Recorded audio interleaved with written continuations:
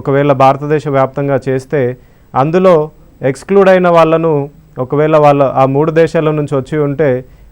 Citizenship amendment act ప్రకారం వాళ్ళకి citizenship ఇవ్వడం జరుగుతుంది, కానీ ఇతర మతస్థులను ఎక్స్క్లూడ్ చేయడం జరుగుతుందని చెప్పి భయాలు ఉన్నాయి. అయితే మనం చూసినట్టయితే ఒకవేళ ఇప్పుడు చెప్పిన మతాలు ఏవైతే ఈ యాక్టులో చెప్పిన మతాలు ఉన్నాయో, హిందూస్ కానీ, సిక్కులు కానీ, బుద్ధిస్టులు కానీ, పార్సీలు కానీ, జైన్స్ కానీ, వీళ్ళు ఎవరైనా కూడా వాళ్ళ డాక్యుమెంట్స్ ఆ రిజిస్టర్ ఆఫ్ సిటిజన్స్లో అడిగిన డాక్యుమెంట్స్ ప్రొడ్యూస్ చేయలేకపోతే వాళ్ళ పరిస్థితి ఏమవుతుంది అన్నది కూడా సందేహం ఇప్పుడు ఉన్నది. వాళ్ళు పాకిస్తాన్, బంగ్లాదేశ్, ఆఫ్ఘనిస్తాన్ నుంచి వస్తే వాళ్ళకి సిటిజన్షిప్ ఇవ్వడం జరుగుతుంది, కానీ ఇక్కడి ప్రాంతం వాళ్ళు ఉండి వాళ్ళ డాక్యుమెంట్స్ వాళ్ళు ప్రొడ్యూస్ చేయలేకపోతే